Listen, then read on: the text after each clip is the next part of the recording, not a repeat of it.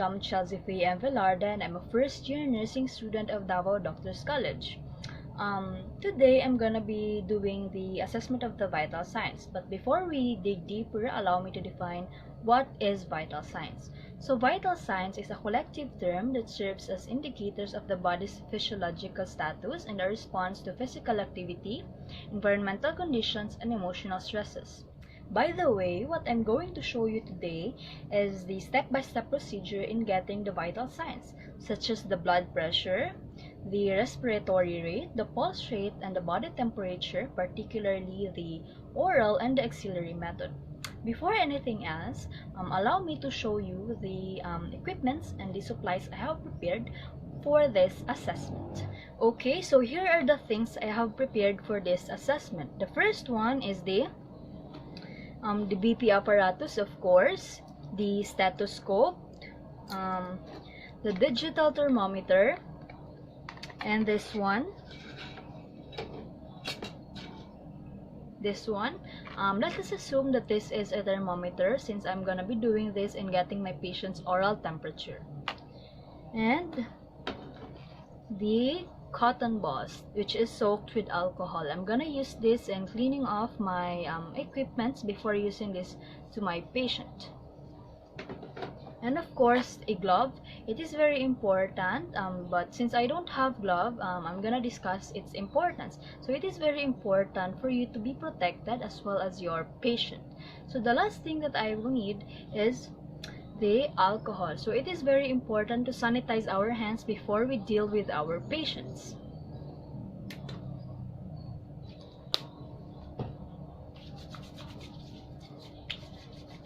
Now that we're all set, let us meet my patient for today. Good afternoon, ma'am. Today si Nurse Chelsea. Ako mag-assess sa imong vital signs. Okay, ma'am? Okay. Ang name na to, ma'am? Vinis Rinales po. Vinis Rinales. Kamusang birthday? July 28. Tanong ko sa wristband, ma'am. Okay. Okay, ma'am. So, natong buhaton karon is mag-assess ko sa imong vital signs. Okay? Okay. So, don't you worry. Kay dali na siya mahuman. Okay, ma'am? Okay. Okay, all you have to do is to feel comfortable throughout this assessment, okay? Okay, so comfortable na ba ka, ma'am? Yes. Or need ka ba na ako i-lock ang door although na close na nako siya? No need. Okay, no need. Very good. Okay, ma'am, so if you have any question or concern, don't hesitate to interrupt me while the assessment is ongoing, okay? Yes. Okay, so very good. Let us start. Okay. Let us first proceed into getting the patient's body temperature. Okay? Okay, using this, let us assume that this is a thermometer since I don't have any thermometer to use for this assessment. Okay, so before using this, let us first clean it with a cotton ball which is soaked with alcohol from its stem down to its tip in a twisting motion. Okay. Okay. So now that it's clean, let us insert it to the patient's mouth. Okay, ma'am? Open ta sa atong mouth, ma'am. Touch ko, mga. So, di na siya i-touch sa imuhang teeth, ma'am. Okay, ma'am? Okay. Okay, let us first wait for the reading to be completed.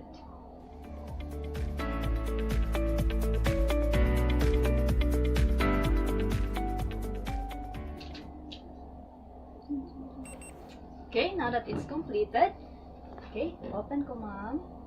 Okay. So, the temperature is 37.5 degrees Celsius. It is normal. Okay? Before discarding this, let us first clean this from the stem down to its tip in a twisting motion. Okay.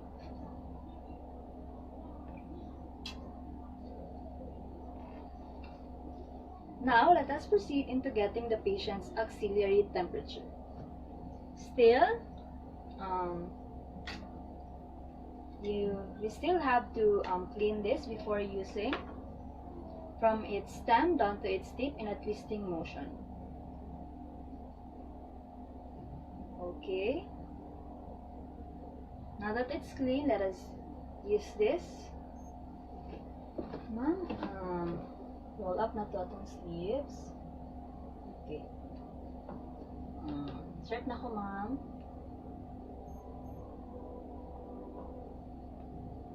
Okay. Close po. Okay, so while waiting, I observed that the client has no lesion and no perspirations.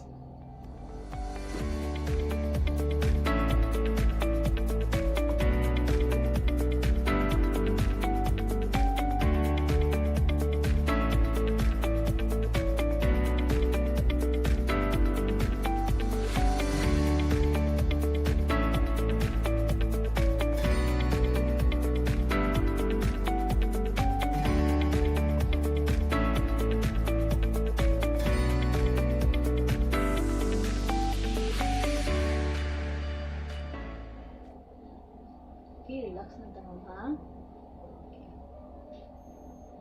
Okay. Paano ako, ma'am? Temperature of 36.7 degrees Celsius. It's normal. Okay. So before putting it back into the container, again, clean it from the stem down to its tip within a twisting motion. Okay. Now that it's clean, let us put this in this container. Okay.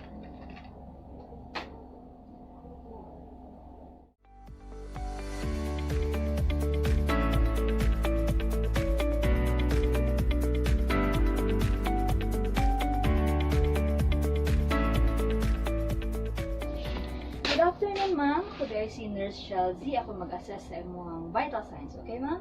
Okay. Ang sa name na to, ma'am? Minis Renales po. Venus Renales. Kamusang birthday? July 28. Tanong ko sa wristband, ma'am. Okay. Okay, ma'am. So, nga itong buhaton karon is mag-assess ko sa imong vital signs. Okay? Okay. So, don't you worry. Kay dali na siya mahuman. Okay, ma'am? Okay. Okay, all you have to do is to feel comfortable throughout this assessment, okay? Okay, so comfortable na ba ka, ma'am? Yes. Or need ka ba na ako i-lock ang door although na-close na nako siya? Namin. Okay, no need. Very good. Okay, ma'am, so if you have any question or concern, don't hesitate to interrupt me while the assessment is ongoing, okay? Yes. Okay, so very good. Let us start. Okay, now let us proceed into getting the patient's pulse rate. Okay, so in getting the patient's pulse rate, the fingers that you will use is your pointing finger and your middle finger. Okay, so ma'am, hiram ko sa iyong hands. Okay, just in line with his thumb or her thumb, is her radial pulse. Okay, so I can feel her radial pulse.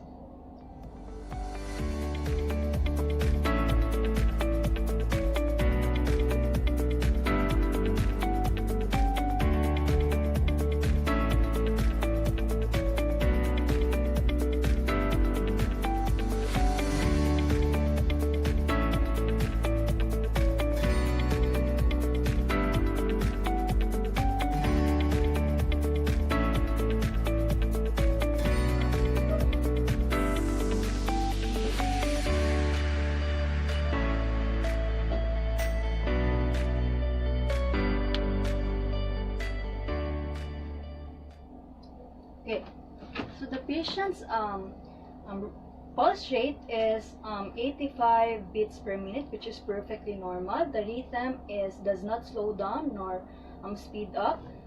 It just stays at the same beat, as well as for the volume, which is normal.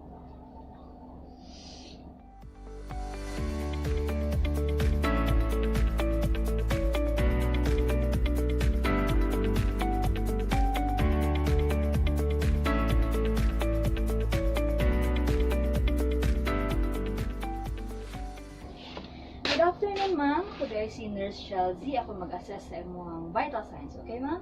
Okay. Ang sa name na to, ma'am? Minis Renales po. Venus Renales. Kamusang birthday? July 28. Tanong ko sa wristband, ma'am. Okay.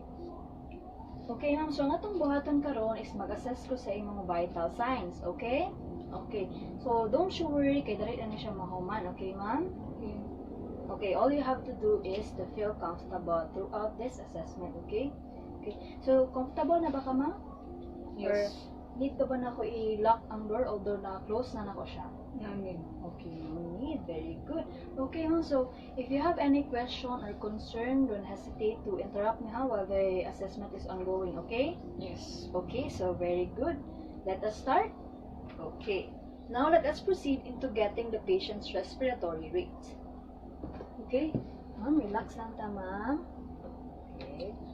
Okay lang, ma'am. Ano ko, ha? Breathe in and out lang ta, ma'am. Okay?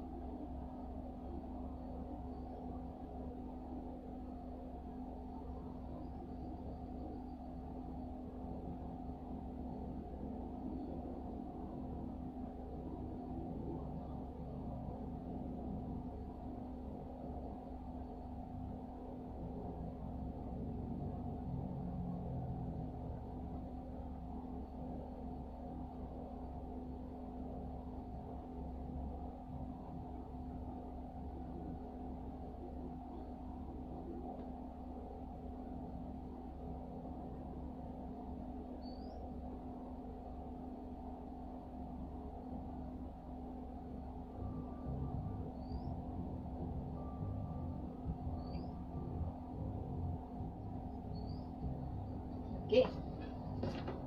Okay, so you had around 16 cycles per minute, which is perfectly normal. Okay.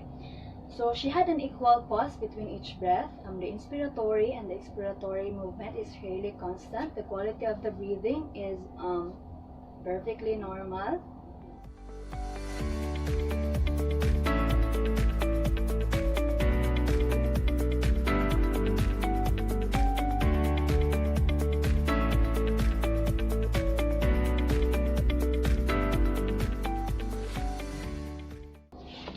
Good afternoon, ma'am. Today I see Nurse Shelzy. Ako mag-assess sa imong vital signs. Okay, ma'am? Okay. Sa name na to, ma'am? Minis Rinales po. Venus Renales. Kamusang birthday? July 28. Tanong ko sa wristband, ma'am. Okay. Okay, ma'am. So, ang atong buhaton karon is mag-assess ko sa imong vital signs. Okay? Okay. So, don't you worry. Kay dali na siya mahuman. Okay, ma'am? Okay. Okay, all you have to do is to feel comfortable throughout this assessment, okay?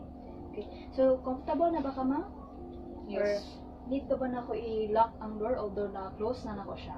Namin. Okay, no need. Very good. Okay, ma'am, so if you have any question or concern, don't hesitate to interrupt me while the assessment is ongoing, okay? Yes. Okay, so very good. Let us start. Okay. Now let us proceed into getting the patient's blood pressure. Now, in getting the blood pressure, it is very important to check for the cuff sizing, of course, and of course the accuracy of the apparatus. For my apparatus, okay, so it is perfectly functioning. It functions perfectly. So, let us first get the patient's maximum inflation rate. Okay, ma'am. Relax lang tayo, ma'am. Okay. Roll up na kayo yung sleeves, ma'am. Okay. Wait. Okay.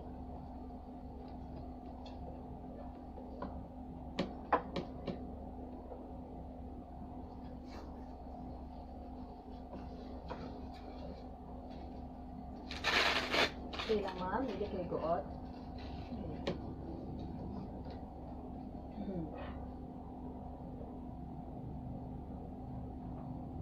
Pop ko, ma'am, ha?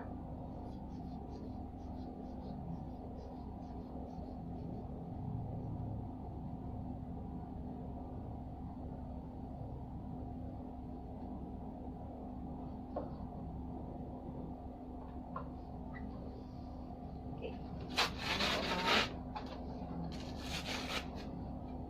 Okay, so now that I've got the patient's maximum inflation rate, let us first wait for about 1 to 2 minutes before taking her blood pressure. After 1 minute, let us get the patient's blood pressure. But before anything else, it is very important to clean the stethoscope's earpiece, and a diaphragm. Okay.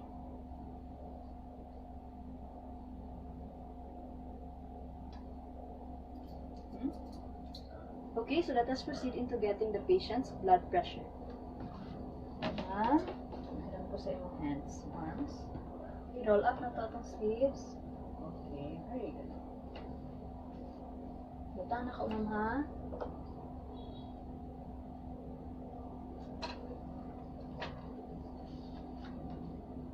Okay lang biligot. Okay.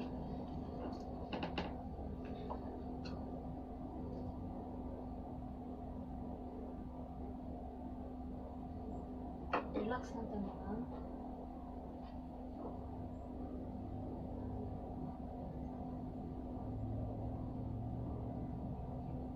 Okay.